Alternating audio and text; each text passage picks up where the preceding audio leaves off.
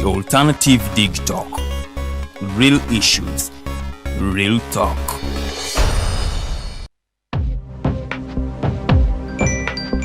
Go to the church, though. Tawali man, what's up? Man, can you imagine people just dump everywhere? Someone drinks water and throws the bottle wherever. Come on, Rogers. What else do you expect people to do with an empty bottle? Simanya now, recorder. Did you know that plastics take at least 450 years to decompose? What? That's a long time. Exactly. Because plastics are made out of a lightweight and flexible material that doesn't decompose easily.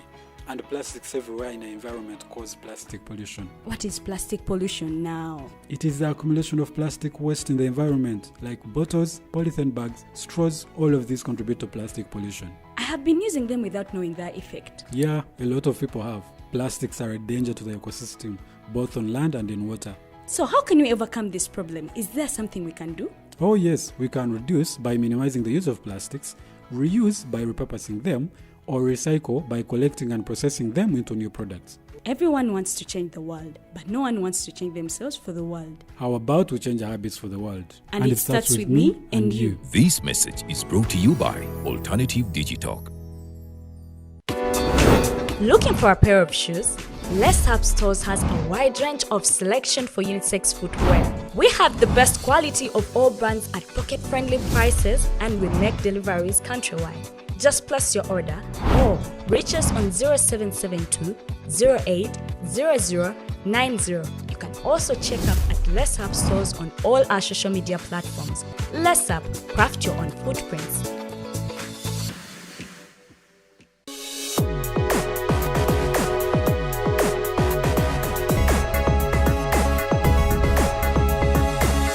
The Alternative Digitalk. Real issues, real talk.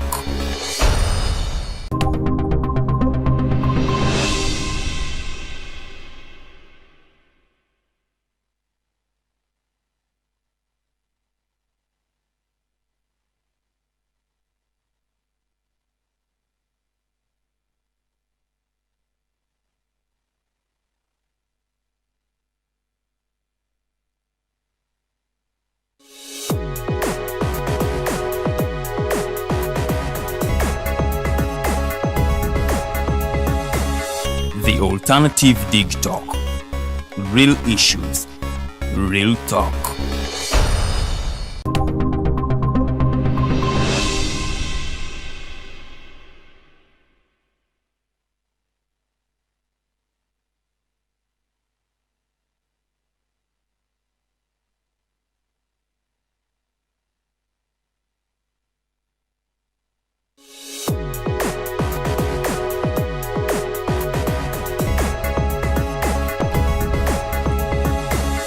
The Alternative Digitalk.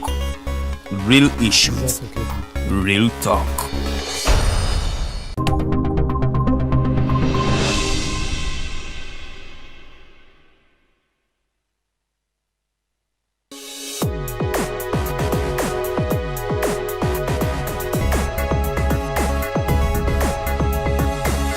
The Alternative Digitalk. Real issues, real talk.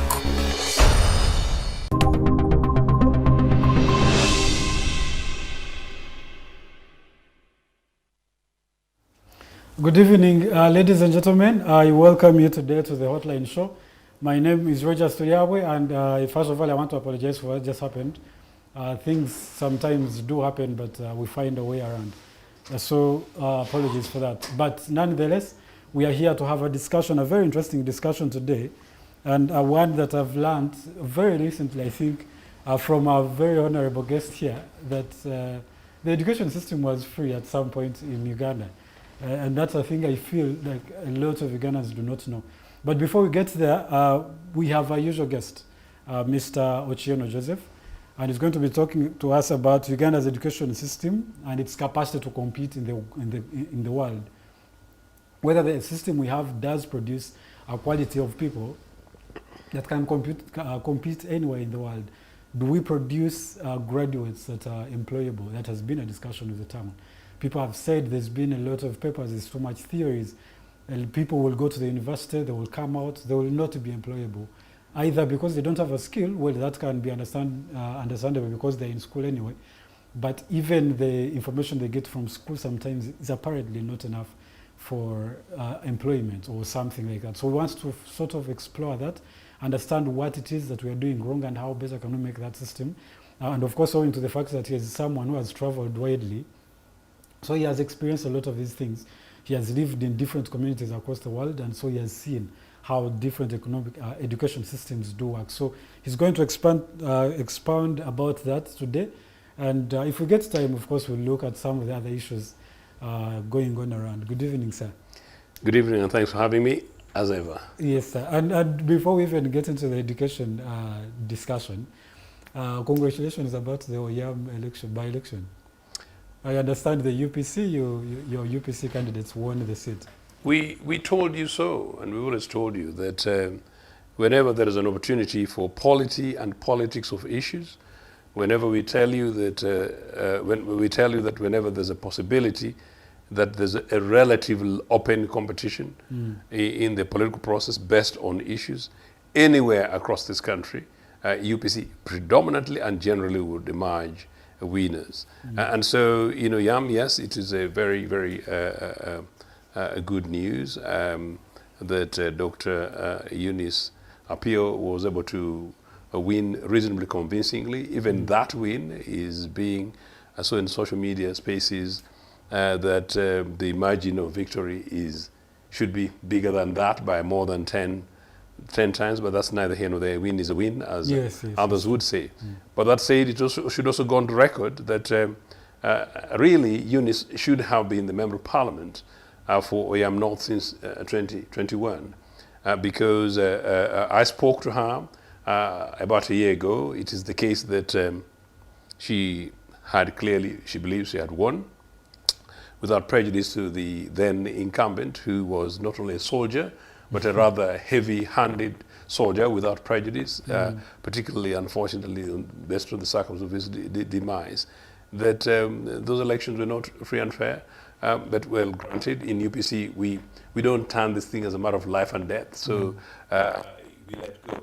So the by-elections came, and in part for that reason, Eunice won. But in part because Eunice is the best, and was the best. And in part because of the message, meaning UPC messages. And in part because there is absolutely no reason why anybody in Oyam, North or South, or really anywhere in the greater part should be voting any political organization. And shame on any of those ones who vote otherwise. And I'm saying shame not in a manipulative way, but possibly contextual and common sense blackmail. Oyam, if anything, is the traditional Apache district, which is Milton Obote's home district. But neither here nor there. So in others, there is such a thing as a stronghold. There's such a thing as a home ground. But beyond that, I don't know whether there is anybody in Lango, anybody in Acholi, anybody in West Nile, anybody in Bugisu, anybody in Karamoja, anybody in Bukedi, anybody in Busoga, anybody by and large in Bunyoro, and anybody, based on what I see, anybody by and large in most part of Toro, who should really have reasons not to vote for Uganda People's Congress. And really anybody in any of those sub-regions to vote for NRA, because absolutely there's no evidence. And it's actually very interesting, isn't it? That you notice that Mr. Museveni, in his unusual, humiliating humility, acknowledges that he traveled 27 kilometers. This man is looking very interesting these days. 27 kilometers, and he saw some major poverties. How your headlines have not caught up on that, I don't know. So that he saw some major poverty which really concerns him, and is going to go back then in August, I think, to check on the parish development model implementation.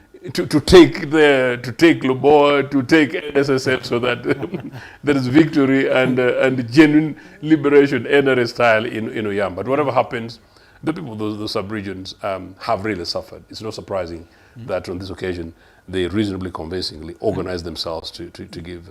But I also think that the candidates, Dr. Eunice, is a very interesting one. I really listened to one of her debates, and quite honestly, I think she understands some of the issues and she speaks fluently about them. So I think it's a good choice either way for Oyam. But I also wanted to ask you, you did point a few regions that you said there is no reason why those should not vote for UPC. Why those ones are not some of the others? Why those particular? I have deliberately picked up those areas, and it's an important point to explain. Buganda, for instance, is traditionally not a UPC ground. And many people will possibly, when I say that, they'll think about Buganda of 1966. No, Buganda is a traditionally established identity, fairly solid, and predominantly Buganda would be voting for a political party closely linked with the monarchy. Whether that was KY as well as 1962, because 61 KY wasn't there, or anything else. The alternative to the traditional KY, but in Buganda, was from 1954 when DP was founded to counter UPC, meaning Uganda National Congress at the time, has been a traditional conservative DP stronghold, meaning Buganda. So we haven't really had much foothold as a party in Buganda, and we respect that. But that having been said, we have always had massive support in Buganda, and Buganda as an example of a political party of government and leadership. You realize that notwithstanding that, Buganda benefited as much, if not more, than most other sub-regions in Obote 1, and as much as any other sub-region in Obote 2, notwithstanding the fact that the Museveni is busy breaking the necks of people's heads in Luwero. So that is how it's done. So that is Buganda. And then, because in part of the politics of the 60s, 66, you could argue, erroneously, because I said UPC is by and large innocent about 1966. But if you take us back to 1964, which was the beginning of the whole conflict, in a specific round of post-independence conflict about the lost countries, most Buganda feel that UPC pushed for the lost countries, hence it's because of us that Bunyoro gained So the Bunyoro was lost countries. predominantly UPC back in the day. Bunyoro was, but ironically, actually, at independence, partly because of our alliance with KY, we lost some seats in Bunyoro because Bunyoro thought we are now realigning with their trade meeting Buganda, which is a bit of a contradiction. So Bunyoro, yes, it was and continues to be predominantly under a UPC area. But I must say, if I was discussing political science as a subject, it's very interesting. I'm yet to establish why a section of Bunyoro supported NRA in the bushes. That's a very, very, because it's actually true. But partly because Buganda and the environs of Buganda includes part of the lost counties. So part of Bunyoro supported NRA in the bushes. But I think when all the dust is settled, UPC should be able to reclaim Bunyoro. I want to tell you this, that I was in Bunyoro, a sub-region, a few weeks ago, and every sub-region of Bunyoro that I visited, the members of UPC that I found there, they were more solid than the members I would find in Tororo. They were even more solid than the members I would find, for example, in Lango. Absolutely, totally committed in terms of the values of many of the things. So it's very interesting. Then in Ankole, Bushenyi is solid, but I didn't mention it because it was not necessary. It was not a scientific mentioning, since you brought me to this. Bunyoro Bahima section of Ankole, yes, were not really UPC from the early part of independence because the Bahima historically felt that UPC liberated Bairu, and as such, And maybe there was always that beef. yeah. So except and notwithstanding the fact that Gracie Bingira, our first Secretary General, ironically, was a Muhima. So the core of Bahima conservatism really never liked UPC. And particularly because, on the other hand, the Bairu went ahead and supported UPC sort of like nearly 100%, with the exception, of course, something that I've come to know, that a section of Ankole suffered this religious polity where possibly some Catholics and Protestant conflicts that happened and there. Back then, politics and religion were much less the same. Yes, and then so that went into Kigezi. And in Kigezi, again, for different other reasons, there was a substantial support for NRA, meaning Museveni and some of his people. And so you would say that we will not be starting from ground zero in Kigezi, for example, where we would start from Teso. Basically, that's the context. So we try our level best, and of course, to be fair to Bunyoro. Bunyoro, with the exception of south of Bunyoro at the time, the rest of Bunyoro was predominantly UPC. And if you look at some of the including the independence, pre-independence constituencies, I think there was only one seat which was then DP, if I can remember. And I think that's the seat which covered the area where Crispus Kionga stood in 1980, and of course Kionga then won it for NRA, meaning UPM, the party that they don't want you to know about. Is it answered? It is. Yes. Yes, it is. I think it is answered. One more thing before we get to the topic of discussion, and especially about the regions and how they influence the politics. I want to understand, what do you think about the Buganda factor in the general Uganda politics? Are there more political underpinnings more than just the strategic location and being the capital of, containing the capital of the country? Are there some other things that puts Buganda at a heightened foothold? And of course being like central to literally... In a heightened foothold, in what way? Okay, Buganda generally has literally been in the history and the development of the country as Uganda. Yeah. So what I wanted to understand is, are there different political underpinnings away from just being strategic and being relative to other sub-regions, other regions? Yes. Yeah, partly because I said Buganda is the most developed nation amongst the Ugandan nations. It was, if you talk about the trajectory of nation-state development up to the time of, say, independence, you could argue, or even today, if you say that, well, let's create, possibly federal is not the word, but let's just create a situation in which Busoga is a nation-state, independent nation-state, Buganda independent nation-state, Mekigezi independent nation-state.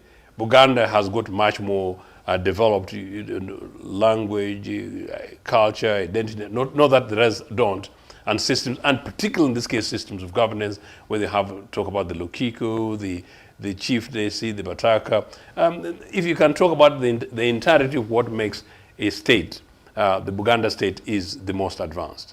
And so for that, maybe there's a sense of entitlement sometimes that would emerge from that. But that said also, the rest of Uganda have, and I've always told many of my young Buganda friends, that from my experience, I don't think Buganda is hated. I don't think Buganda is resented. In normal times, Buganda is actually respected as the big brother in the household.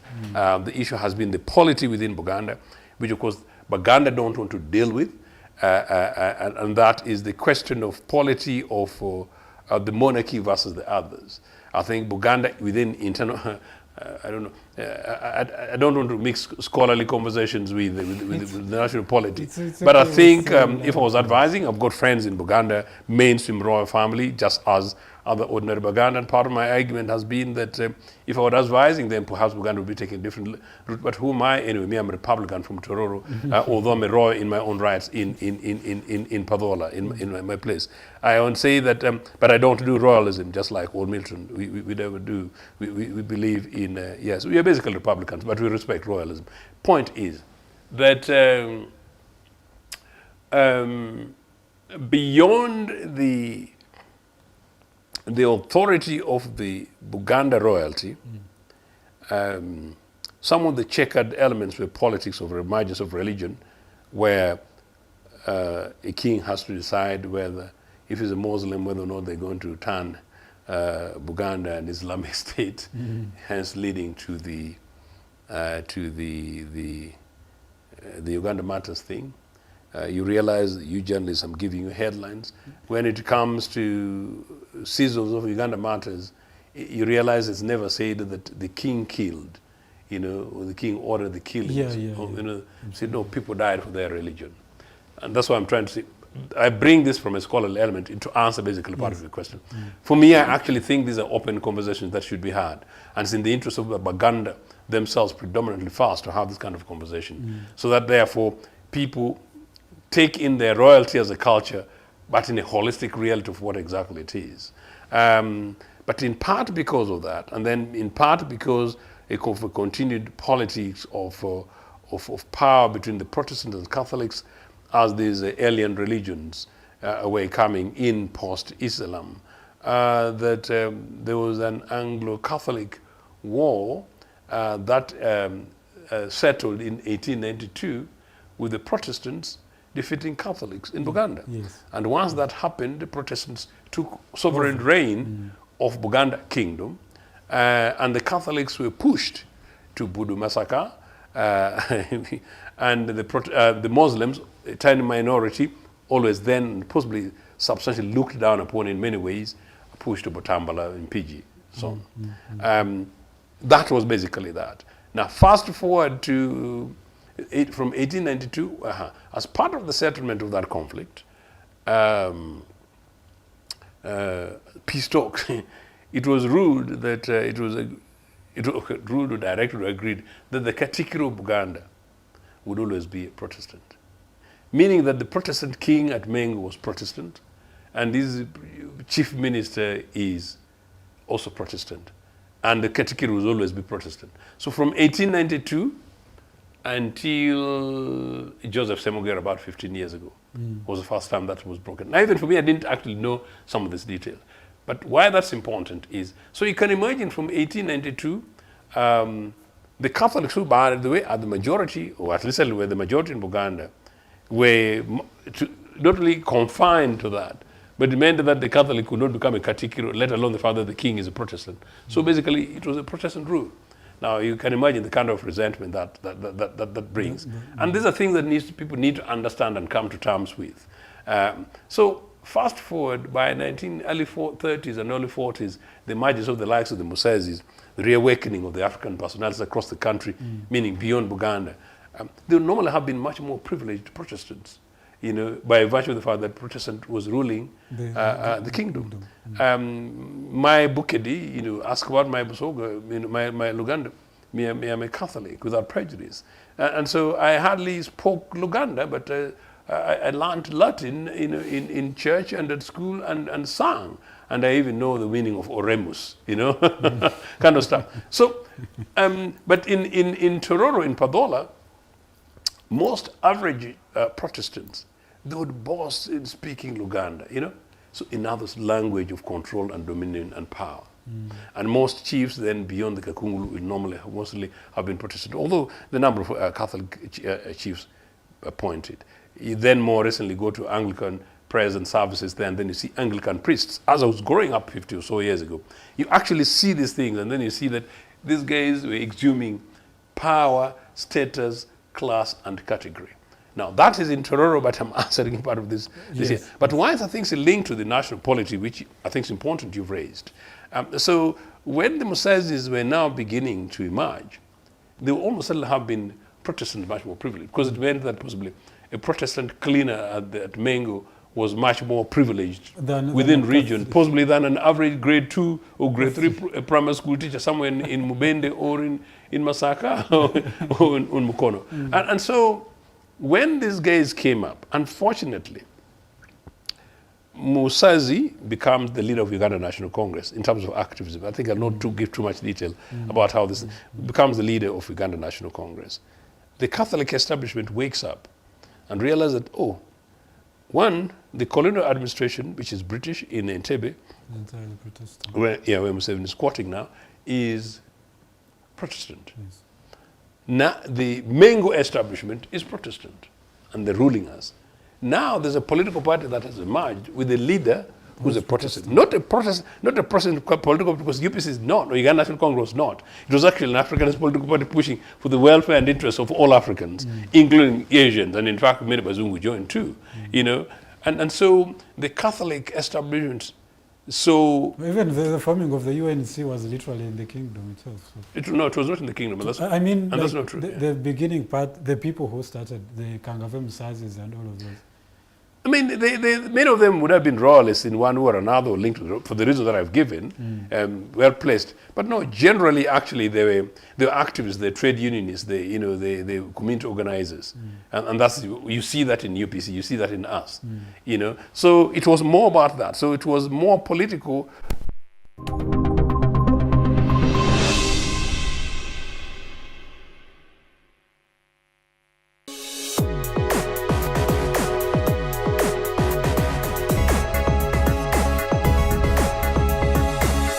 The Alternative Digitalk.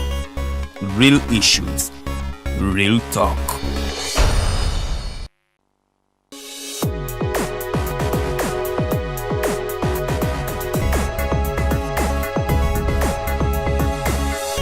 The alternative Digitalk.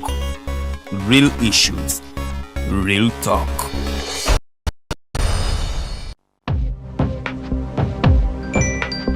Go to the church, though. Tawali man, what's up? Man, can you imagine people just dump everywhere? Someone drinks water and throws the bottle wherever. Come on, Rogers. What else do you expect people to do with an empty bottle? Simanya now, did you know that plastics take at least 450 years to decompose? What? That's a long time. Exactly, because plastics are made out of a lightweight and flexible material that doesn't decompose easily. And plastics everywhere in the environment cause plastic pollution. What is plastic pollution now? It is the accumulation of plastic waste in the environment, like bottles, polythene bags, straws. All of these contribute to plastic pollution. I have been using them without knowing their effect. Yeah, a lot of people have. Plastics are a danger to the ecosystem, both on land and in water. So how can we overcome this problem? Is there something we can do? Oh yes, we can reduce by minimizing the use of plastics, reuse by repurposing them, or recycle by collecting and processing them into new products. Everyone wants to change the world, but no one wants to change themselves for the world. How about we change our habits for the world? And it starts with me and you. This message is brought to you by Alternative Digitalk.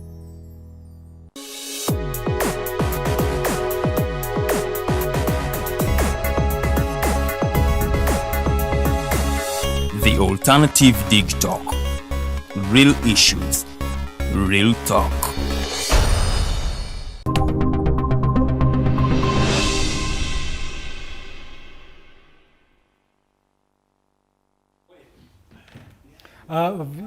Very good evening yet again, ladies and gentlemen. You're welcome back. I want to first of all apologize for what just happened. Things happen here and there, of course, and I want to be honest.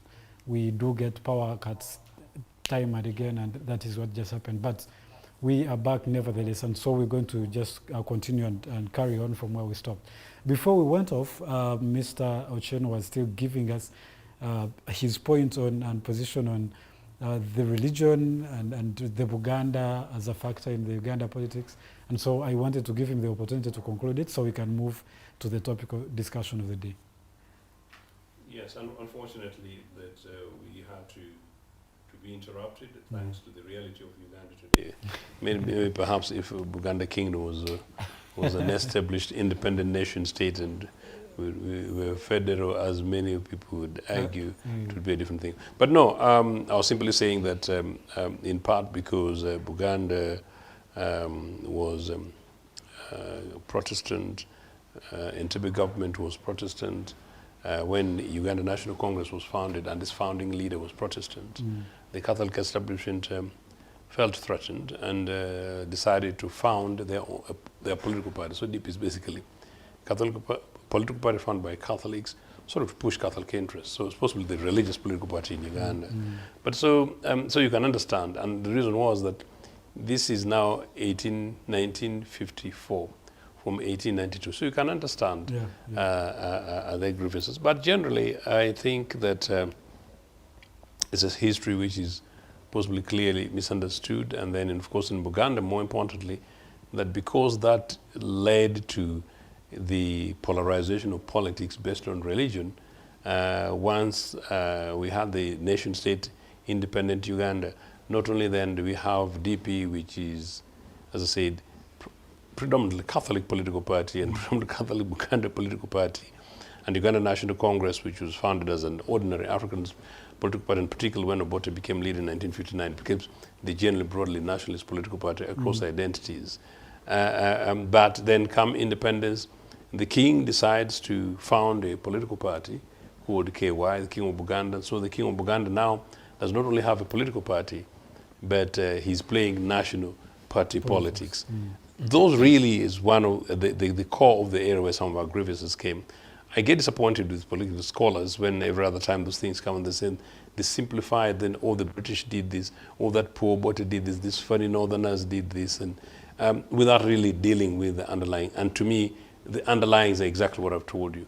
And if we were to look back onto those things and then see how religion started playing its underlying role in the influence of our politics, how possibly the Kingdom of Uganda may have managed its own internal affairs, including with its own subjects, across identities that may be possibly, for example, in 1962 at independence, when UPC won the elections and asked for a national government of national unity, and DP could not join, and DP's refused to join was because Ben Chiwanuka could not sit on the same table with Sir Edward. But you'll never hear any conversation that Ben Chiwanuka was a rude Muganda who refused to have to sit on the same table with this Kabaka. Or perhaps that this is a Kabaka who failed to manage good relationship with the biggest political alternative leader of Buganda, meaning the leader of the Democratic Party. I think the more we reach those kind of levels of conversation, the more our national polity will be one in which then people in NRA, led by Mr. Museveni, can have conversations with people in NUP on issues with respect, and allow the citizens of this country, while watching from a distance, to make an informed position. Those of an UPC, we will continue trying to teach them how to do it in a good way, not for ourselves, but for you, the young Ugandans, because they certainly believe that the future of this country will have to take slightly better lessons than some of the lessons we get today. Yes, yes.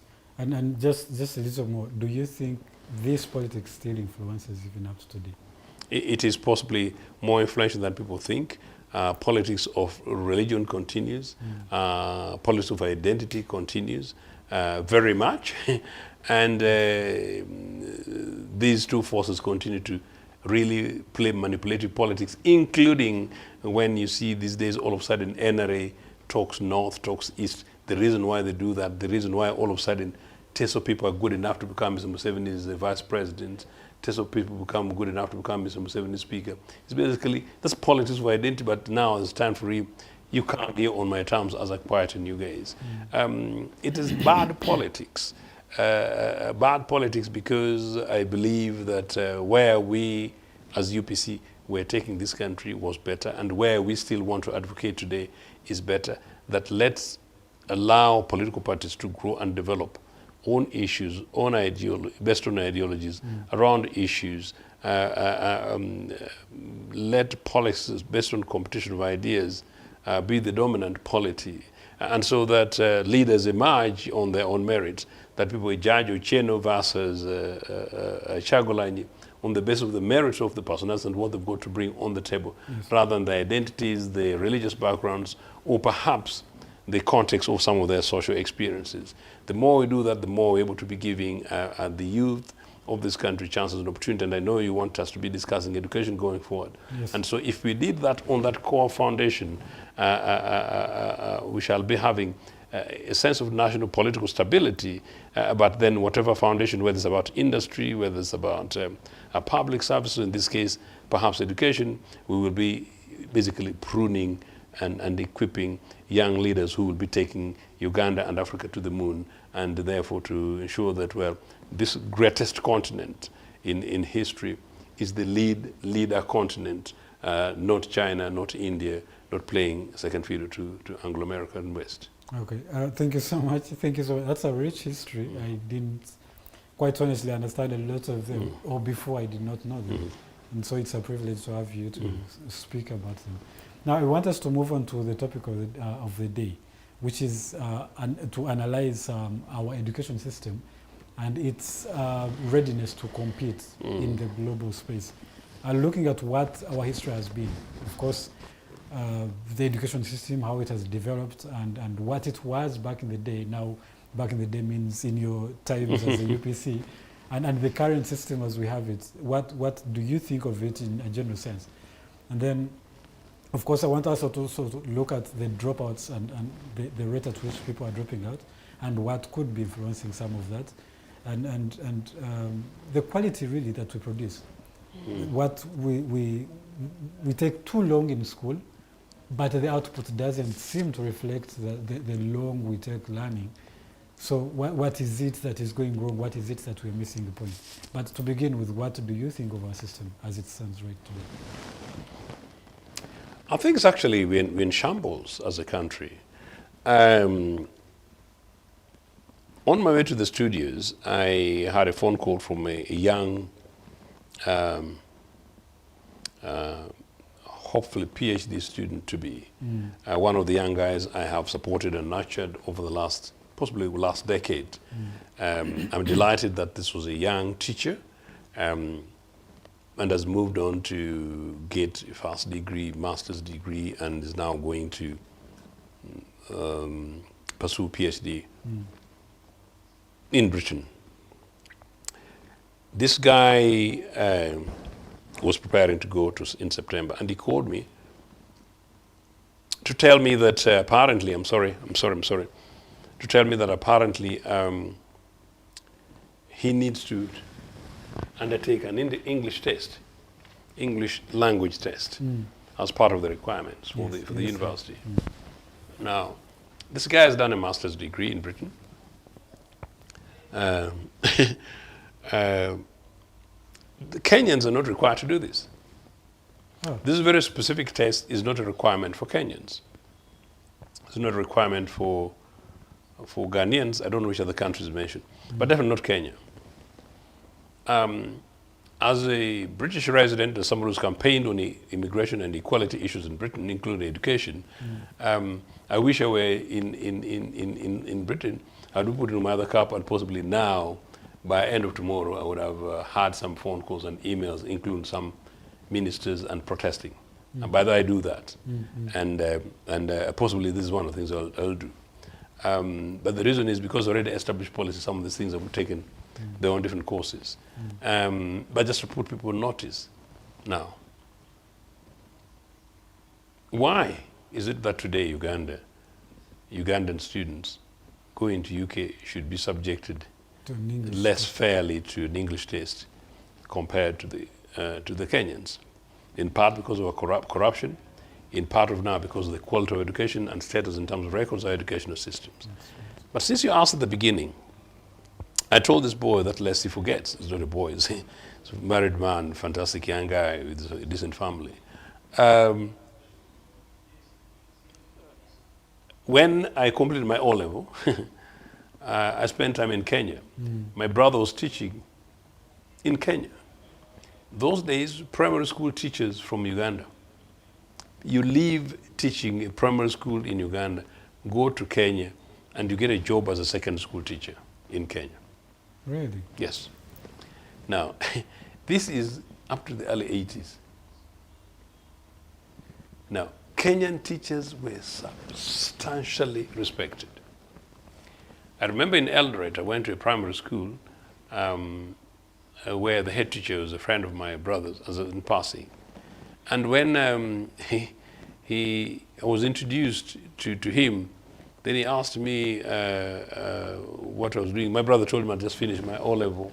And then said, where? Because that gentleman had spent, I think, part of his early education, maybe in the 50s or 60s in Uganda. Then I said, Mwiri.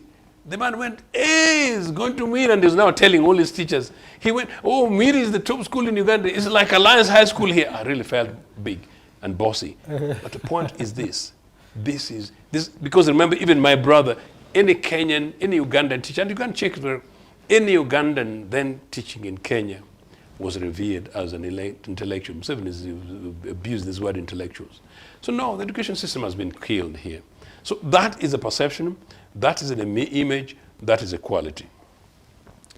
But what's the other thing? The other thing is this. As you said, I go on television, I find television presenters like you call me, hello, Mr. Joseph. So now I think I'm going to send you an invoice for a special English session, you know, because I'm not Mr. Joseph. No, I am Mr. Ochieno. Mr. Ochieno, that's true. And people who say that will not be people with degrees and master's degrees. You go and have conversations with people, and the holders of master's degrees. You don't need a magical science in your head. Somebody of my age group, forget about even my own social influences, to know that things have gone wrong here. As I said, we talk about it. Children complete P7, PLE, they can't write their names properly. People finish senior 4. There's an Askari I met somewhere who told me that he'd finished senior 4. Sometimes when I talk to him, he'll go to me, excuse me, sir.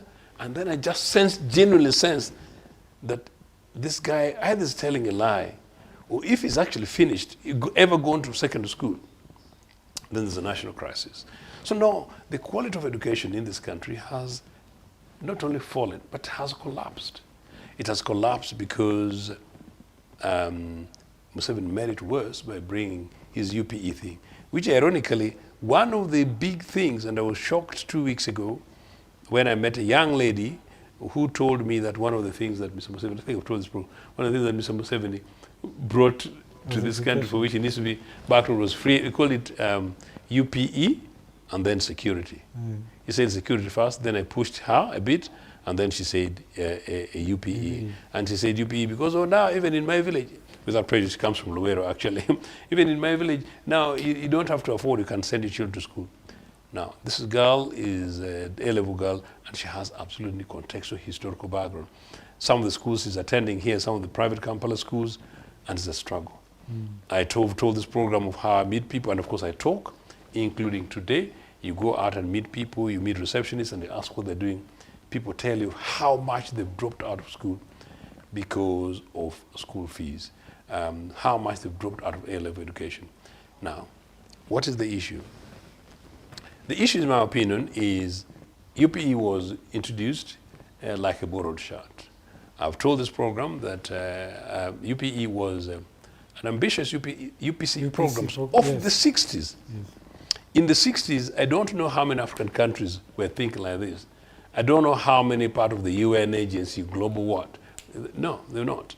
So we had this idea to introduce universal primary education as way back as 1972. We didn't, it was interrupted. We recognized that really for nation states to grow, and particularly young, emergent, independent nation states, you need to grow your economy. Rather, you need to grow your economy. You need to develop your economy. You need to develop your infrastructure. You need to develop your agricultural sector. You need to grow areas of comparative economic advantage, which Africa generally predominantly agriculture.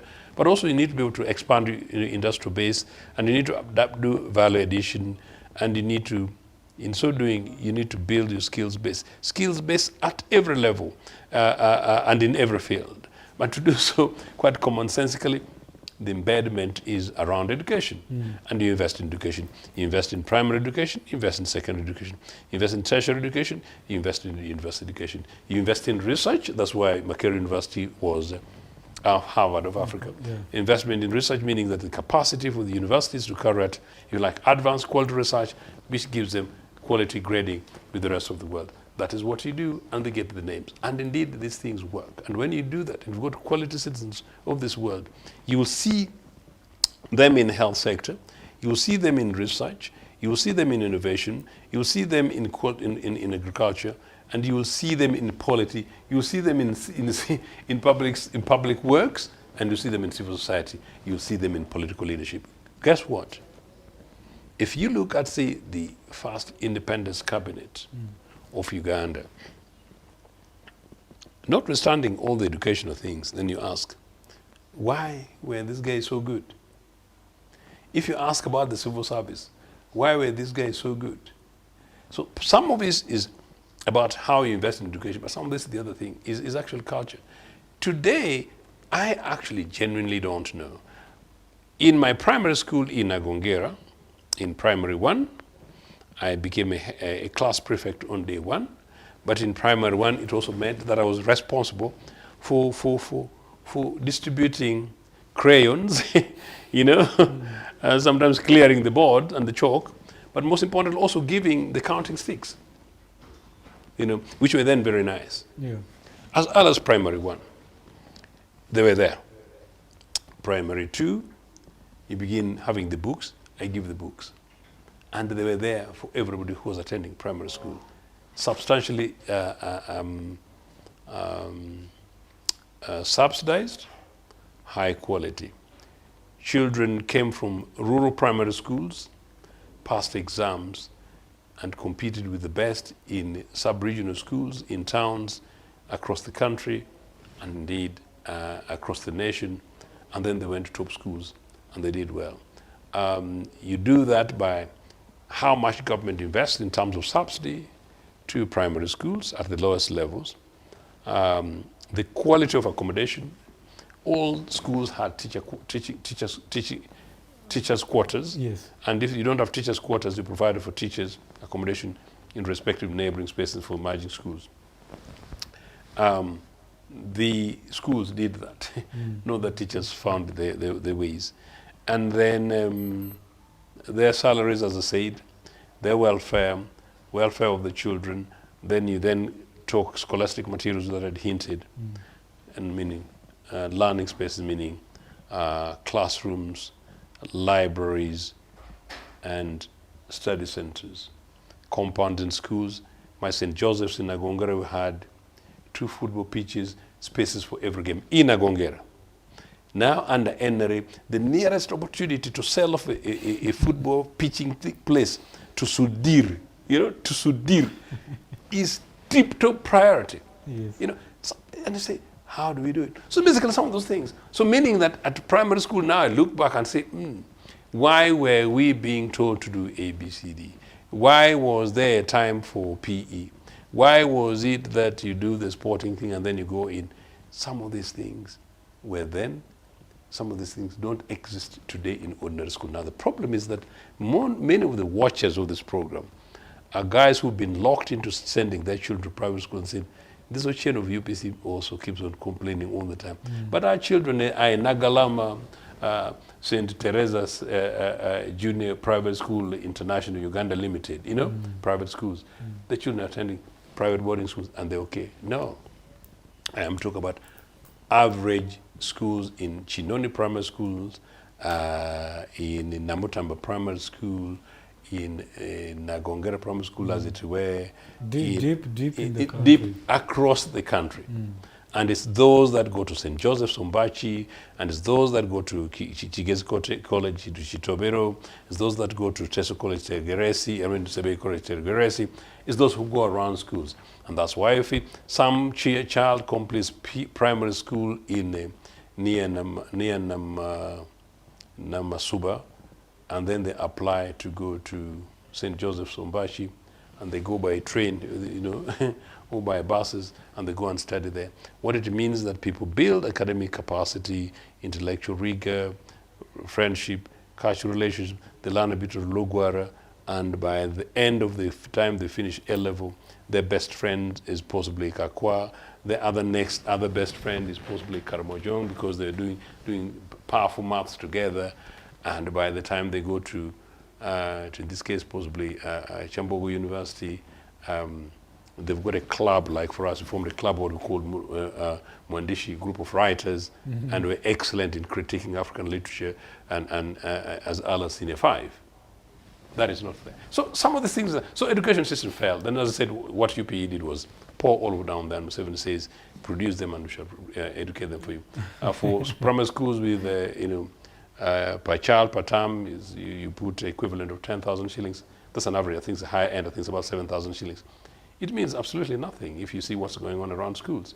So it's not taking us anywhere. As I said, while we do that, I go to neighboring Kenya. Kenya are our neighbors, I'll cross to Kenya every now and again to visit family and friends, but also to learn and see what's going on there.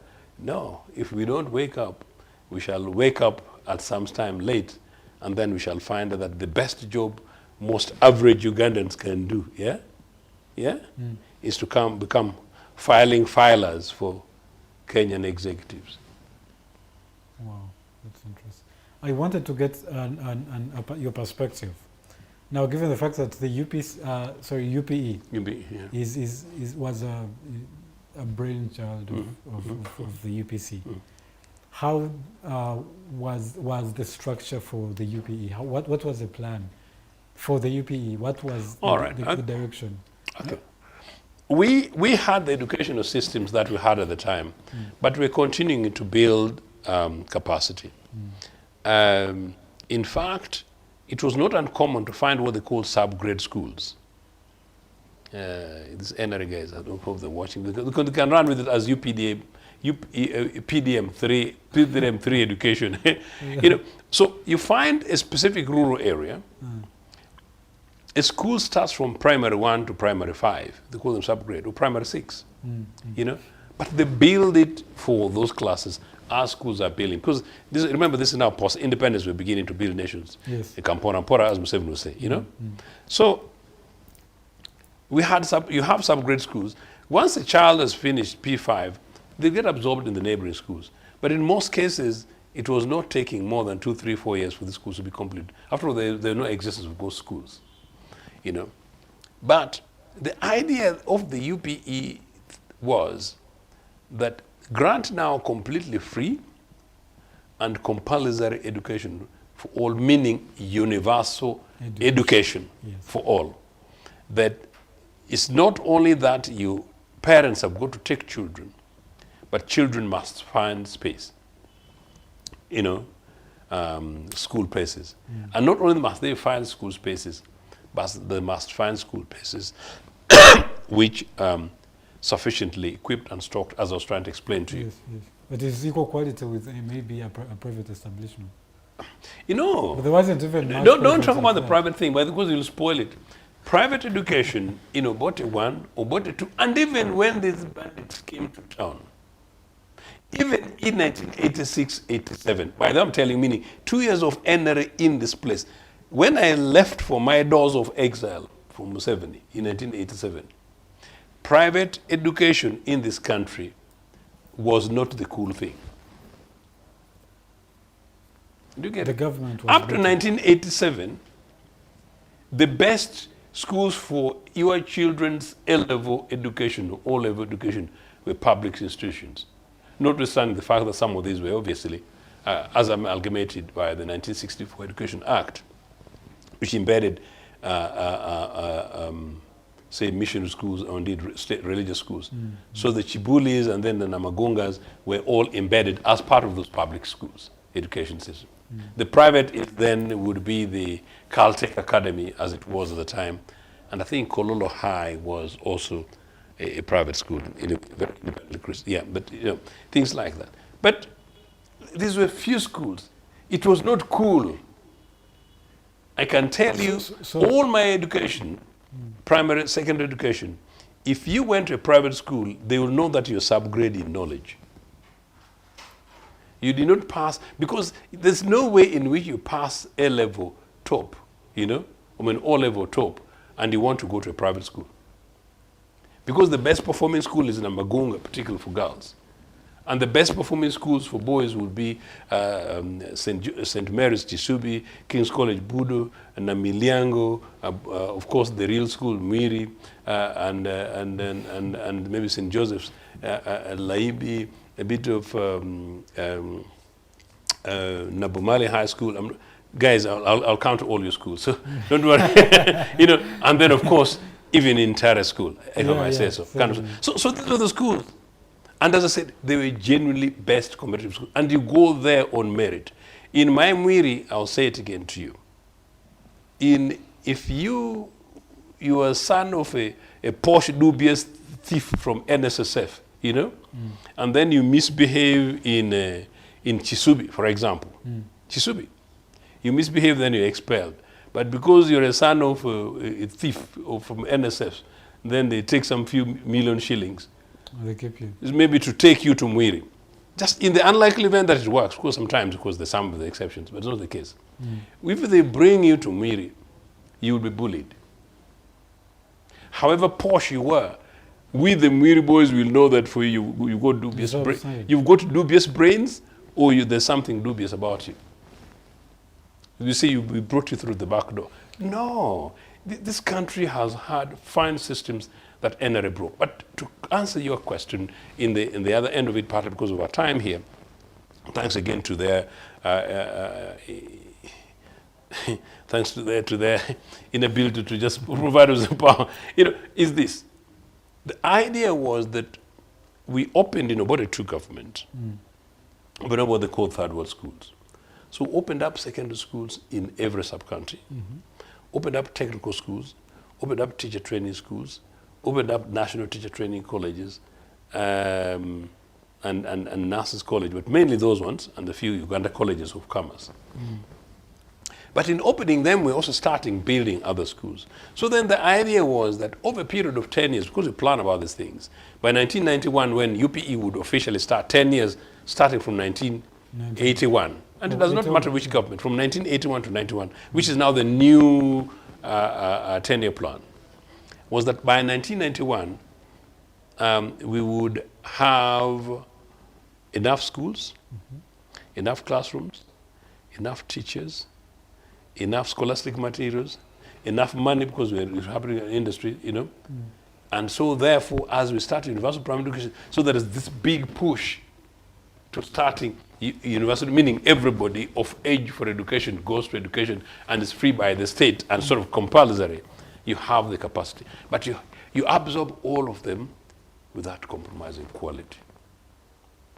That really right from Milton Obote telling me why, no, the reason why he refused to do it halfway. Because in 1984, when it became apparent that Uganda's economy had done quite well, notwithstanding the war, some of the global friends were saying that we could afford UPE by maybe 1986, 85, 86, maybe a shorter period than had been projected from 1981. And Obote said, no, we want to keep our time, because remember this, we own our program. We want to keep the 10-year program. And he told me that we want to keep the 10-year plan, because we wanted to make sure that by the time we do it well. Not that you end up with some children under a tree. You end up in a situation in which you can't pay your teachers. You end up in a situation in which there are insufficient books. You end up in a situation in which maybe some children want to come from Magamaga to go to St. Joseph Umbachi, but we don't have buses because the Pakwach Bridge has been broken like Katonga.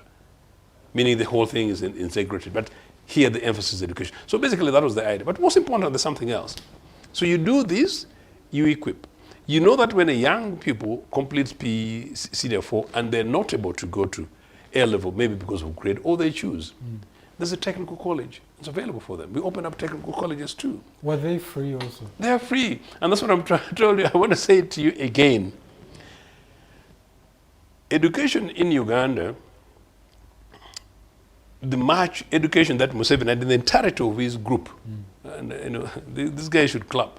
You know, the entirety of NRA group, and I don't know which one, maybe the younger ones that Museveni tells lies, the Kadogos that he picked from Luweero, you know, all of them attained this education.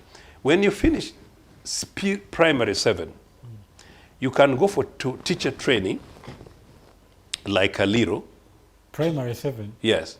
You go for grade 2 teacher training, you become a primary school teacher after 4 years. It was free. Or you can go to a lower technical college again, I think for 2 years, technical college, for free. To teach the lower primary? No, for you to go to technical, maybe meaning doing this technical. Oh, technical. Technical, technical colleges. After Senior 4, the same thing, free. But after Senior 4, when you go to Senior 6, it's completely free except payment for your uniform and some of the other expenses. So seniors A level, you'll find it's a bit of expenses for parents, which might feel as if some bits of money. But even O level and primary, they were subsidized. But not only were they subsidized, I told you, they're high quality. For me, I was there. You know, it was worth it to be there. At every stage in Uganda, the only education which was paid for was primary education and O-level education. Now, in primary education, if you're an orphan, it is free. Secondary education, if you're an orphan, it's free. Secondary education, if you're like me, who was lucky that I passed so highly, you know, for my O-level, my PLE, amongst the best at the Bukedi at the time, I got scholarship from Tororo. So actually, I studied free O-level in Mwiri. I did not pay school fees for my O-level in Mwiri. These things were there. They're not there today.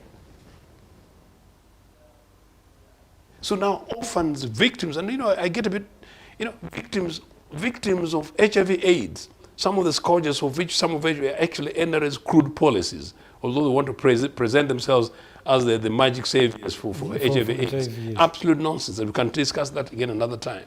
You know, so you just think about it, including many of the young people watching, where I know how many young people were cooking in sufurias, how many young children became parents when their parents died, you know, both losing their parents, and maybe a child in primary 6 is now looking after the remaining 5 of the others, but they still have to struggle with education. What do you think about, generally, what do you think about privatization of education? And where it is now, because even I think the cool, the best schools now in the country, most of them are private. There are those international ones, of course, with different curriculum, if I'm not mistaken. What are your thoughts? What are your views about privatization It is criminal. of education? It's criminal. Privatization of education is apartheid education. I repeat, privatization of education is apartheid education. It's absolutely unacceptable anywhere in Africa. It's absolutely criminal anywhere in a civilized world. I don't know any major sensible economy that would push for it.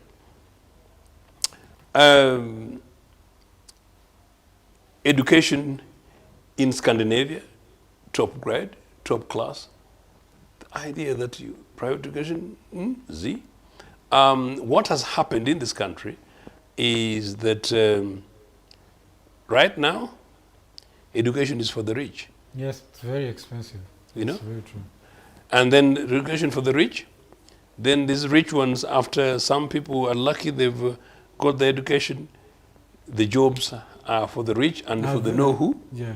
And I want to also tell your program, the more I entrench myself in the community here in Uganda, going around the country and visiting different businesses and industry and talking to employees, meaning young people, is also I know that apparently there are not only some jobs for the boys, there are some jobs for some linguistic communities, there are some jobs for certain identities, there are some jobs for who, but also there are some jobs for sex. Okay, in this country. That we now have some jobs where people give, and particularly women, are young, beautiful women are victims of this. And I think this is one of the things that we need to pick up. We're discussing education, but it's a point that I have to make, that I know, and I'm following a number of stories, I've had a number of stories where it's the case that there are people, and some of these things are publicly known, that some bosses, including in public organizations,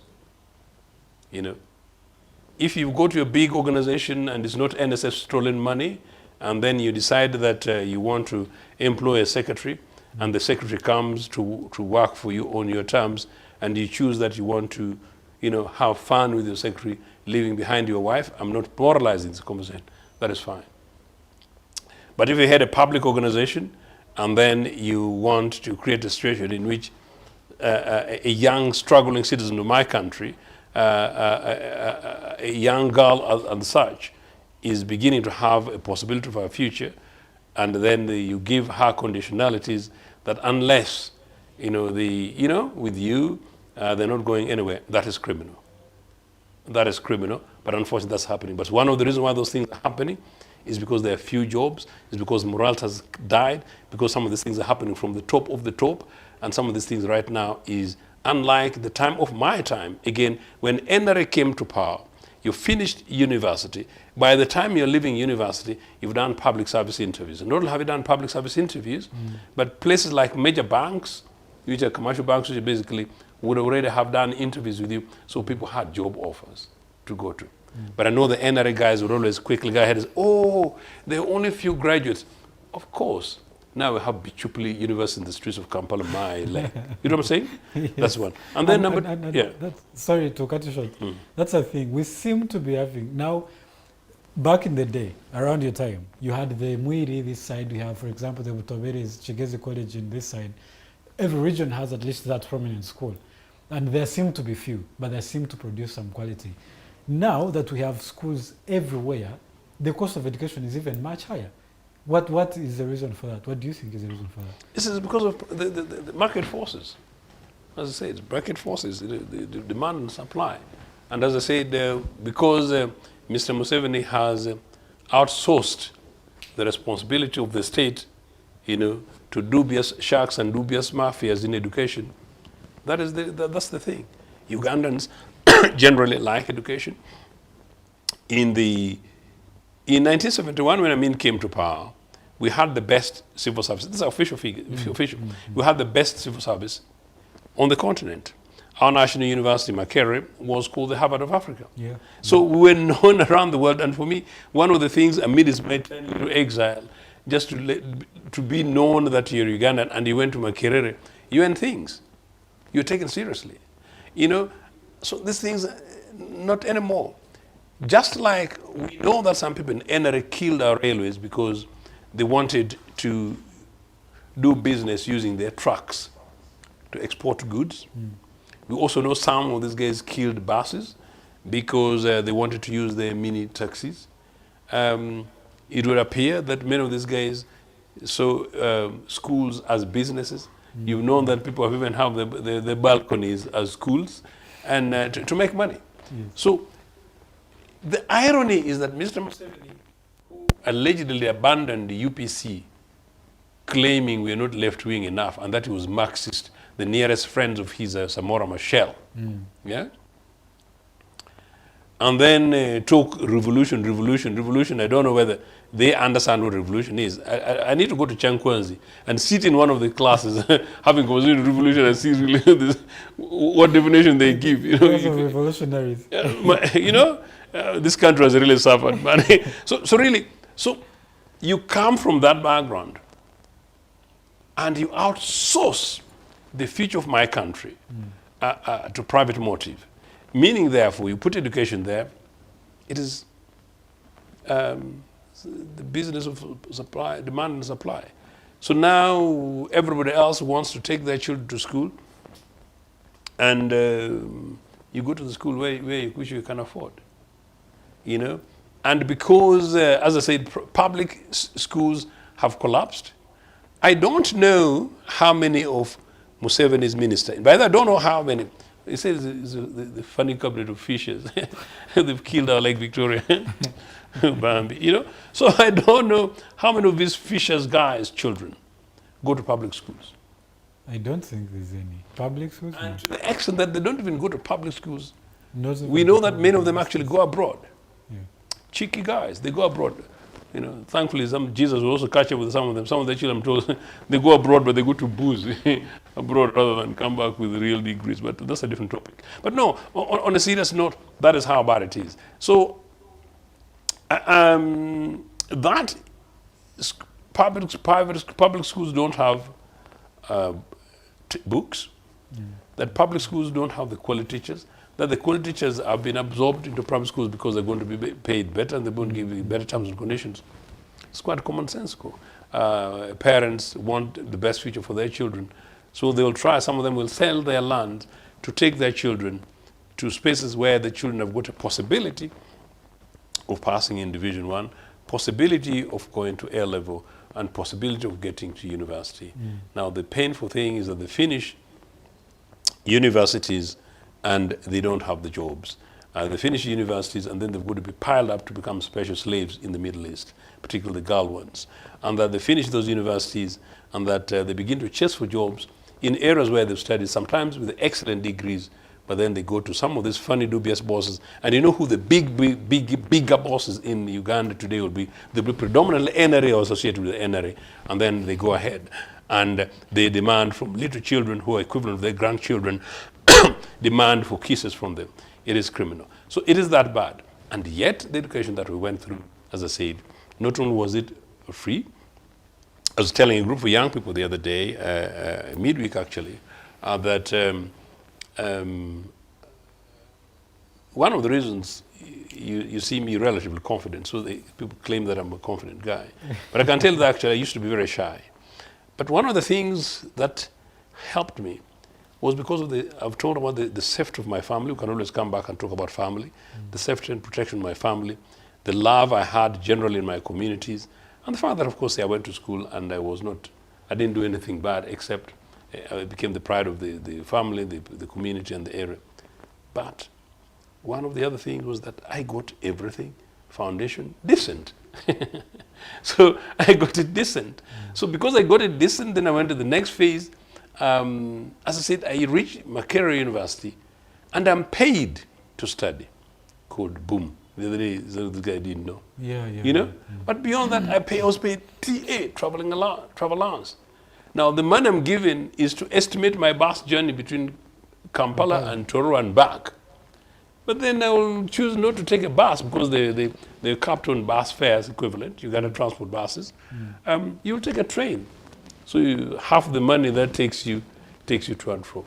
But if you've got an uncle who's generous like Rogers, I know you're a very generous young guy, I jump behind your pickup for a weekend and go. And then when you reach Chikawolo there, you live and buy Molukonyi, so you live and have a double. You know, so I save the money. So that then was education.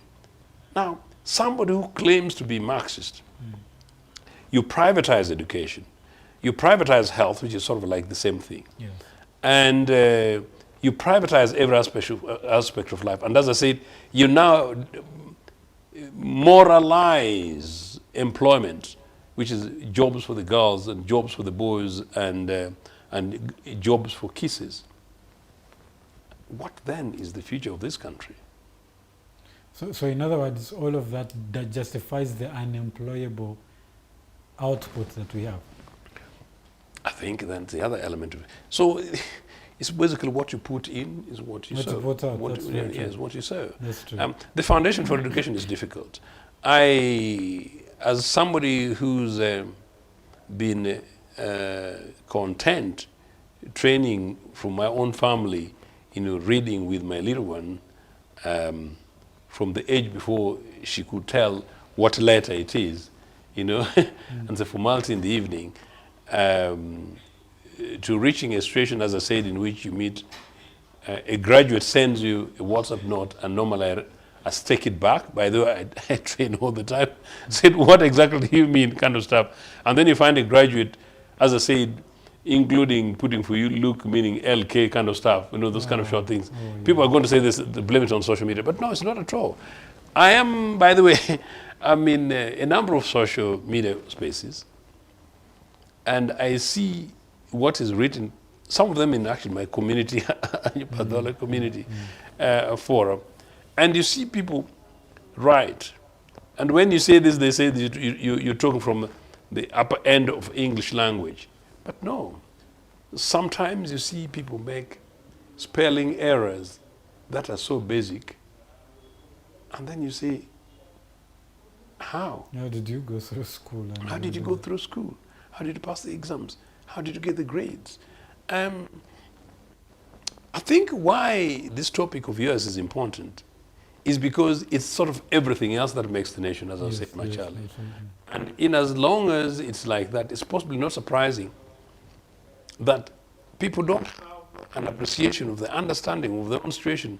And for that reason, most of the country is being driven like zombies, So people don't know their rights, their entitlements, and how to balance up some of the very basics in terms of society. And then when you come then, suppose then you take them to Sudir Enterprise. I'm not giving advert to Sudir, but it's an important one, and then they go to Sudir Enterprise. No wonder they don't have an appreciation of basic social skills, life skills, sense of discipline, sense of organization, sense of timing, sense of leadership, sense of organization, accountability, conceptualization of the product roles, maybe appreciation of what their jobs and the job titles entail. You don't have to go to the job description. And if that's the case, then what is the end result in terms of productivity? So if you can't do that in a local project, you can't do that in a small restaurant business, you can't do that in terms of customer response, then is it any surprising that the potholes in Kampala are such that some of the streets, even around industrial area, you pick 10 meters of them, then you pull them and map them onto Museveni's cattle kraal, say in Kisozi. Mr. Museveni will know that he will say, my cows can't go there. Yeah, absolutely. Did you get it? Yeah. And I'm saying, what is this? But away from Museveni, there are citizens of this republic who are watching that. Some of the citizens actually saw those roads fine. And over these years, these things went into their heads. Some of the citizens there are possibly people who are supposed to do this contractual thing. And the other day, there's some roads which is being done, good job, at a particular place. And these guys blocked the road, and they had no courtesy. These are big multi-billion projects, They had no guts, common sense really, to put a sign of that traffic diversion. And people was, and I see all these things all the time, and sometimes maybe they say, I see this thing because what I see in the streets of Kampala is extraordinary. And it actually tells you the psyche of the nation. And as I said, the threat of the possibility of a situation in which one time Kampala will come to a standstill. But part of actually what you're saying is about people being unemployable, people being unable to deliver, contract specifications that don't work, and projects that are not time or to price, and systems that not are dead but they're non-existent. So I think all of them, is it about educational systems, possibly broadly about all cultural systems. As I said, I keep on saying that when I look at Kampala, I remember my Mwiri map reading in geography. I think you've seen it too. The map reading I did, by that I'm honestly telling you I did geography in L and I enjoyed it. But the map reading I did in Mwiri in O level is enough to me to look at Kampala, including expanded Kampala, and know what to do. That's me. I'm not applying for a job. You see? So no. But finally, that said, the issue also is that let's not forget that insufficient jobs anyway. And yet, the complexity of the skills and skills qualities, what you can call educational systems, the absence of jobs, and then the matching culture of work. It's a complicated system. But finally, I know cases where we have had people who work in big organizations, they hold high positions, and then people have not gone through induction, basic induction. Yes. People have not gone through basic training for the job. Organizations, big organizations have no basic policy and procedure guides. Organizations have no basic health and safety systems in place. Organizations don't have structured schemes of delegation, meaning management systems. And I can go on and on. And if these are things that are happening in big organizations, no wonder the Prime Minister says, leave me alone. Me, I can't supervise somebody with a PhD. and I wanted to get your idea on the period of our education. Now that may not necessarily be a comparison between our current system and what it was before, but on a global scale. You have systems, for example, in, let's say China. Now we understand the economic difference, of course. But even the system, when you look at China, it's possible that a kid at 12 is making a machine that is going to be used across the world. Here, even after university, after 20 years literally of studying, you literally cannot do anything. Do we need to study for this long to be able to produce the skills we need to compete in the world? No, actually it's not. By the way, it's interesting you say that, because I have always actually argued that actually the bigger element of our educational challenges is not the system. And in fact, I want to suggest that it's possibly not even the curriculum. I think it's just the politics, just the leadership, we just have a national leadership. We just need to rejiggle our national culture. And we just need to invest in education, key aspects of it. And we just need to get going. Once we do that, as I said, why is it, as I said, so we ever did, and you were surprised, I think you noticed, you were surprised that somebody would complete P7, go for teacher training for 4 years, and come back and teach primary school. I was surprised. So you didn't know that? I did not. It's now being phased off. But those are the people who taught me.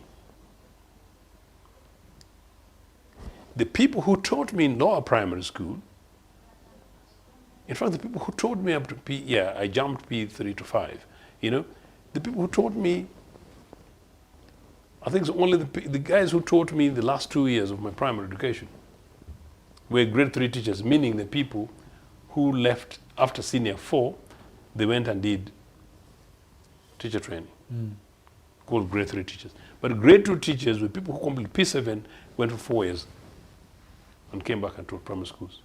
And they produced me, and almost certainly they had difficulties with, and produced Mr. Museveni. Because I'm told Mr. Byanyima and complained. That's why I'm saying that, you know. So they produced me, and they produced Mr. Museveni, you know. So it's not that. What the problem is what we get when you go to that P1. I am also still quite confident that an average child today of 6 who goes to primary school in Nagongara sits in the same class that I did, with all the environment, all the provision of the time, will get the same outcome. In fact, for me, I think the pupil today should be able to get something better, because they know what internet is. Those days we didn't talk about internet. There are no mobile phones. Yeah. You know, by the time, and I just don't know if I passed through the season at the time, considering the books I was reading, you know, in my primary school. I don't know what it would be if I had access to internet today. And so, no, it's not that. It is basically the rot in our national system. It's not the curriculum. I insist to that. So in other words, you do not find any fault in our 7 years primary? It is no, I don't. And by the way, Kenya changed this thing to what they call 8-4-4 system. That primary education was for 8, then second education for 4, and then university education for 4. I think they abandoned it. You know, so it's neither here nor there. The system in Britain, they count it slightly different. Of God family in Britain studying, but I don't know how to. But it's not the same thing. You finish your O-level, you go to university, you complete, and as I said, by the word. One of the things that I sense in there, including the young man I was talking to about earlier, they will tell you that in Britain, by the time somebody has finished the degree, that changes a bit. That rather than being trained to cram, you're crammed into critical thinking. So somebody completes a degree when they have capacity to make arguments, you know, and debate issues and justify issues. And to the extent that a senior professor actually, nearly had issues with me when I was actually pushing something on my master's program because we disagreed on some of the geopolitics of East Africa. You know, and she did, and she took it very personally. The good thing is that she later learned that I was actually right. So the point is, you know, whether or not our lecturers, when you say, no, Mr. Ochieno, I have a different view, and you make your argument and make your justification, and whether that is really clever Rogers or is a challenge of Mr. Ochieno. So I would actually think that some of the aspects of education that needs a bigger review is actually more advanced education, meaning post-secondary education, rather than primary education. The primary education, what I had, all we need to do is to bring back our Nile English course. You know Nile English course?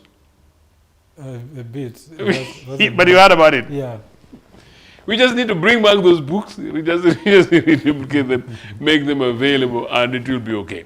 And then people.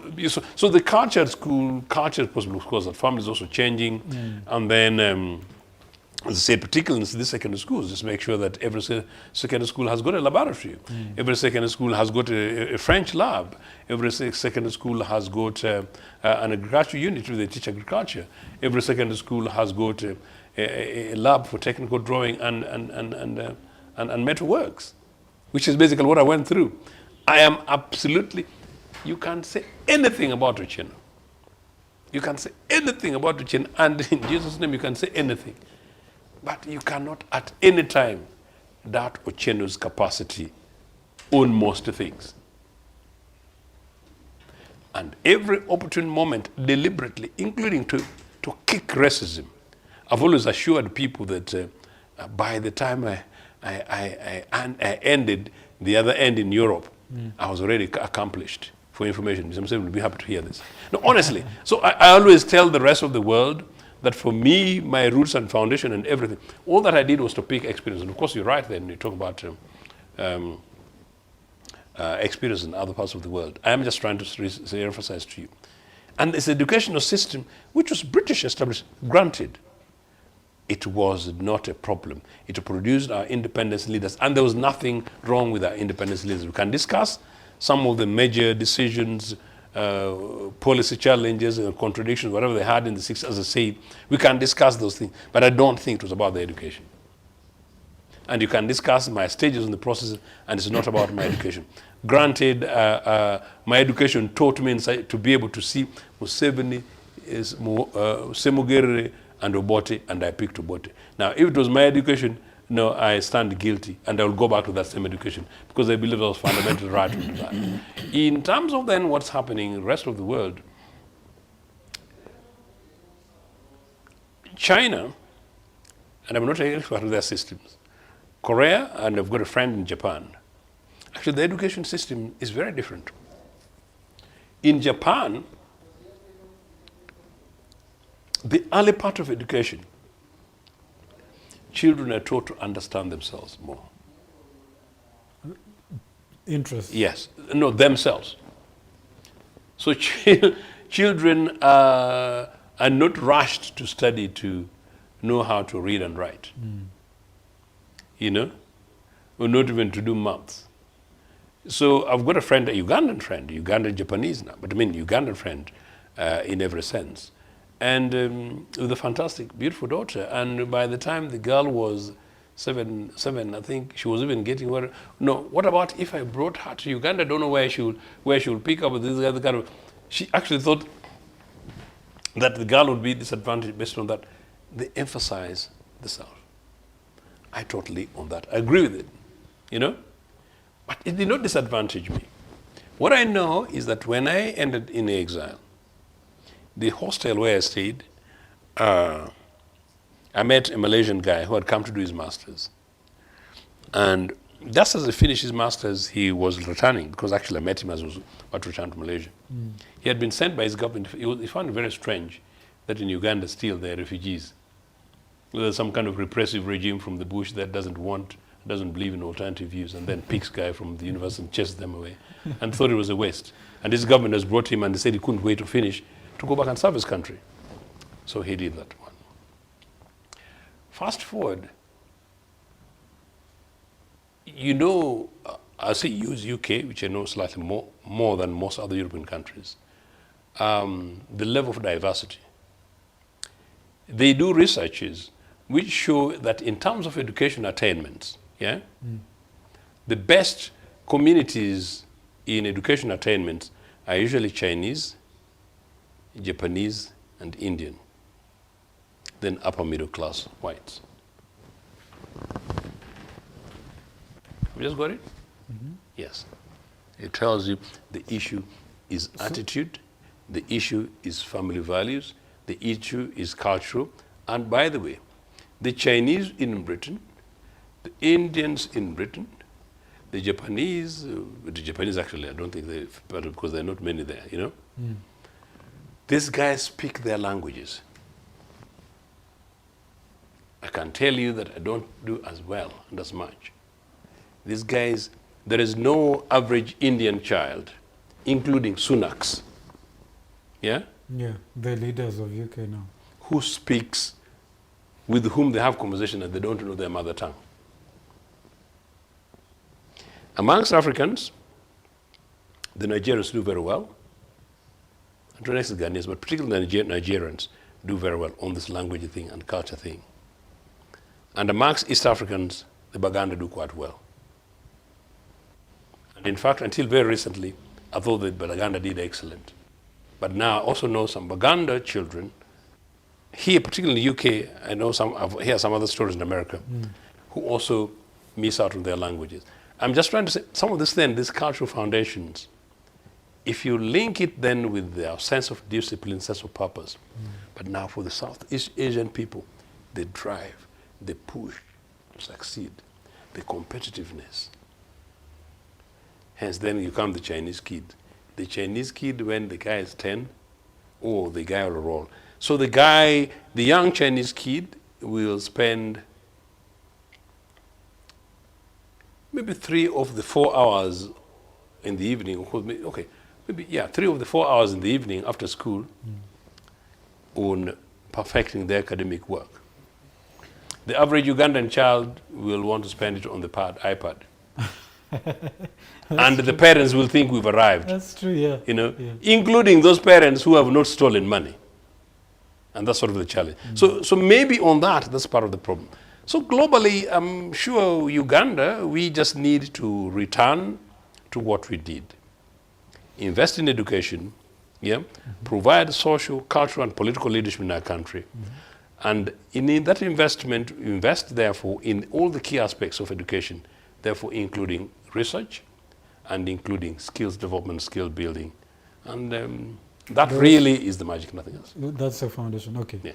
I also wanted to talk about a little bit, to get a perspective of all of this and the foundation you've given us. And look at, for example, our dropout. Of course, it could be a condition of all the other things that have happened, including the cost of education. I was reading some reports, and they were saying that the kids who start school, for example, some would start, for example, at like 1.9, let's say. Only about 800 would finish P7. And then about 350 would finish senior 4 or level. It's a crisis. And then less than 150,000 would finish senior 6. Is this now a condition of the quality of education system we have, or is it a circumstance of the economic system, our economic muscle, poverty, of course, people being poor and all of that? I've told you it's education appetite and it's criminal. And you need to hold this regime 100% responsible. Instead of praising them about UPE, they should be held to account. And actually, Mr. Museveni should be summoned by the High Court. And the introduction of the introduction of USC in 2007 has not increased any numbers in USE, like O level and A level. Do you know the funny thing is, and for Mr. Museveni is very unfortunate, that his darling wife who's got to read these figures. The poor woman goes on television and reads and reads. The good thing is that I don't have the energy and courage to watch. And she reads, but of course then when you read the thing, they even tell you figures that yes, and so many started UPE, and so many then did PLE. And they at no time are they going to come back to see this 70,000 that did not complete, we don't have the figures, just using that as an example. Yes, yes. This is their fate. Do you know what? It is far more scary than the Karamojong children in the streets of Kampala. So meaning, some children, some Ugandan children, of age 6, 7, have over a 7-year period gone ahead and just got lost in the system. Meaning those children have absolutely zero life chances. I don't want to fudge it in a way that, those children have absolutely no possibilities on average life chances. You see? Then those who reach P7. Then there are those who sit for PLE. Of those who sit for PLE, how many of them get grade 1s? How many grade 2? How many basically then qualify to go to secondary schools?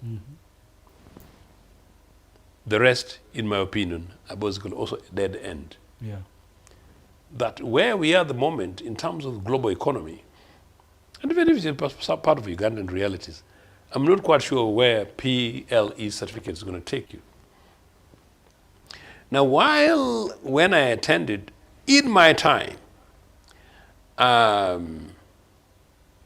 it was how many Division 1s did Paya Primary School get, Baranyanga Primary School get, Peta Primary School get, Kireo Primary School get, Mulanda Primary School get, Rubongi Primary School get, Kisoko Primary School get. Of course, St. Joseph's Nagongera topped it, or sometimes Kisoko boys. Okay, so girls, some of the schools then would do quite well of the three schools. Now, it is how many Division 1s were obtained in the district. Yeah. It's a district level. It's no longer about the ground. And people actually clap, oh, Paya Primary School, you did us very well. This time you got 3 Division 1s. It's not getting 3 Division 1s. It's actually quality of the 3 Division 1s. Where is it going to take them? Because in my time, it was not about Division 1. It was about the quality. Division 1 merely was not going to take you to St. Peter's, Tororo. It was not going to take you to Namiliango. It was not going to take you to even Bukeri College, Kachonga, or to Ntara School. It was not. It's the top end of Division 1 that takes you there. And for primary school. So it's a serious crisis. And then, you, as you said, then you go on. So that's another end of drop-off rate. And then you go to you go on and no, it's a terrible thing. And that's why I'm saying that the sooner we all woke up as a nation and started having these open conversations about some of these issues, maybe the better that some Ugandans will realize that the Ochienos have issues with and concerns about the future of our country, rather than personalities of individuals of Museveni's and others whom they choose to kiss or not to kiss. That we genuinely about this country. And you're right again, as I said about some of my experiences, that when I meet people, both friends and otherwise, from Southeast Asia, from the Caribbean, from other parts of Africa, from Western Europe, from Scandinavia, and then you engage, you see people in a different world. And yet we're in one world. And it genuinely gets scary. So this drop-off rate thing should be a national crisis for us. And then now you bring UPD, it is PDM as the answer. I'm generally not sure. I say again, as I said, maybe it's good Mr. Museveni went to Yam to see how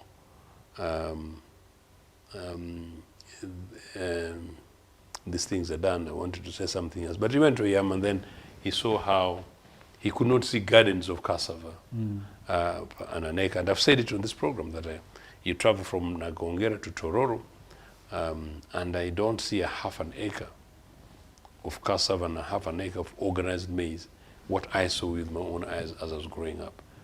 And that is still national leadership because something has happened in between this period, in the last 40 years, for which there's no sense of direction.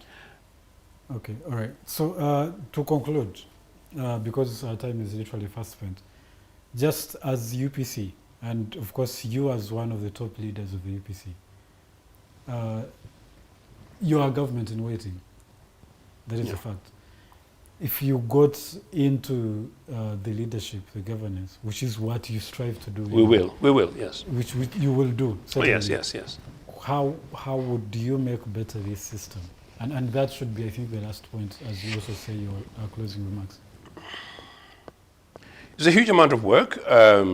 Some of it I'll not give some of our tips to these guys to destroy. But in a big way, this is a very commonsensical thing. It's a genuinely common sense. I am very lucky to be in UPC. The strange thing, and I'm honest, I go to Nakasongola and I see what's happening on the roadside and I have an answer. By the way, the other day I went to Bulisa and I looked around and I saw some of the miseries of people there, but there's some people in the north and east, something that you guys, in the western end of the world, you guys are just enjoying oil and milk from Kisozi. But no, some people are actually really struggling. And so you look around and you see problems.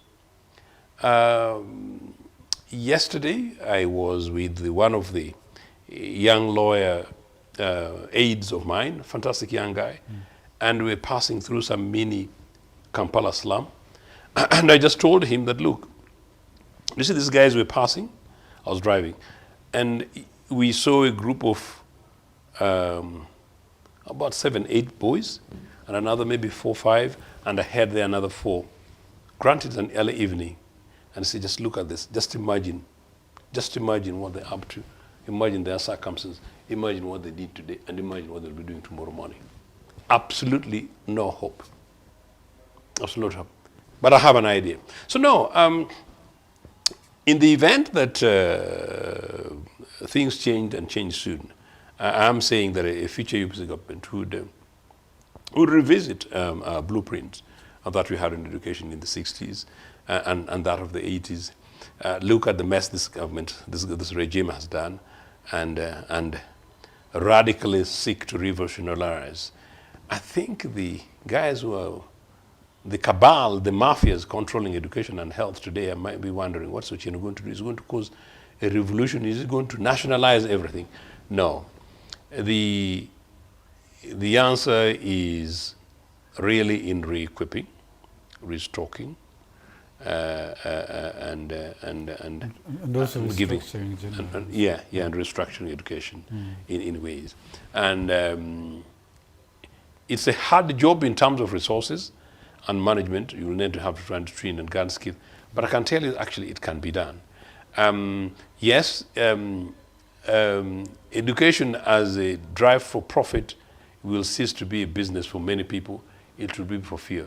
But I may say so, if I may say so. There's private education in Uganda in the 60s.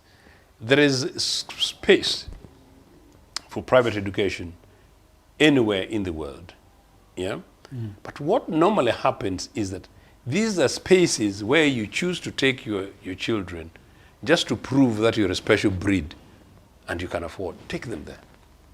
But for me, as the state, with the privilege granted by the people as UPC, it's my job to ensure that every Ugandan child has got access to free and, if not, quality, competitive, secure, decent, guaranteed, future-based education. So we provide that. So if there is a private sector provider that says we are going to have a school in which breakfast is only bujera and lunch is only smoking whatever and dinner time is whatever, fine. And then for us we only speak Runyoro and the other language will be the English through our nose, kind of stuff. And the uniforms are three-piece suits, fine. You know what I'm saying? Private institutions. Your parents can afford, they've chosen that as a matter of their choice. The government's responsibility is to ensure that the best is provided and there's also choice within the space of public sector education. It can be done and we will do it. Likewise, we would do the same with health and the formula is almost by and large the same. And if there are some cabals enjoying in education and health, by the way, provisions for public education and public health free at the point of delivery should really not prejudice yourselves. Don't forget that when we do that, it means that you pay your taxes. After you paid your taxes, you drive home. And when your children are clever, if you claim that your children are clever as you and as Rogers, let them do well. They'll go to those public schools and they're going to be treated well. By the way, the systems that these guys, they enjoyed good system in Tare and it was a public system. Yeah. It is far, far too better than some of the risky things about some of the schools that sometimes, some of these days, fire catches them and they don't even know what emergency exit is. Yeah, okay. Do you want to conclude or that is it? No, I just want to say that I thank you for having me. Always a pleasure to be here. I'm delighted that whatever happened in Oyam, notwithstanding the challenges and the continuing challenges on the leadership of the party, there's been hope and renewal given and the possibilities for UPC. For me, who has been sometimes seemingly a lone voice, people think that you want to try and turn around the impossible. I have sensed this. I have actually got congratulatory messages from across the political divide, and that most of which I believe are genuine. But let me tell you this, that I think as a result of that, it should be a signal to Ugandans that all we need is mobilization, all we need is organization, all we need is that from 70s letters that the military should not get involved in our polity, the police should not be involved in our polity, that police should be civil, that I reject the alteration between Tango Doy and James Akena, both of whom are my brothers, whatever the circumstances, and that if anything else that happens in between, that is possible. So it's possible for us to have change in this country democratically. So guys, forget about the stone, let's think about the organization. And for those guys who fear change, change is an inevitable thing, just learn that the guys who take on position of power in future are responsible people whom we're able to share to build for the future. Okay, thank you so much. Thank you, sir. I do understand that, and I think change, like you said, is inevitable. It's only a matter of time. So, but we want to thank you so much, sir. Thank you for sparing the time to come in and teach us a number of these things, really, that we may not have access to otherwise. So we do appreciate, and also our followers for sparing your time to be with us today. There were some messages, but some were, most of them were really congratulatory. I'm learning this, I like the show, and all that. So we thank you. Let them get in touch, always, yes. Viewers do appreciate you. Thank you. And one more thing, by the way, just an update. I just saw on the social handles for the State House Anti-Corruption Unit that the LC, RDC, yes, and DPC. The DPC of Bukedia have been arrested. I think that is in connection with the violence that was there in the previous by-election. So I think there's actually some progress in the investigation that is happening. And can we say in conclusion there that remember that I came from Bukedia and I rushed to this program very, very tired, and we cried from here. So maybe credit to this program. Mr. Museveni has responded. But we want to see this thing go to finality, yeah? Yes. So I think that is a good thing. And we do appreciate all of those who are doing whatever they can to make sure that that also happens. So that is what we have for you today. My name remains Rogers Filiabwe, and together with Mr. Ochieno Joseph, we have been here, and I hope you've learned a thing or two. Do share these shows with your friends just to make sure that all of us are learning together. And we can contribute. That is the least we can do, at the very least. So thank you so much.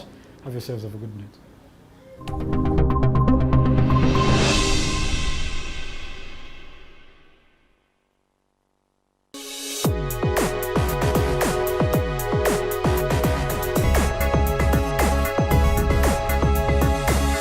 The Alternative Digitalk. Real issues, real talk.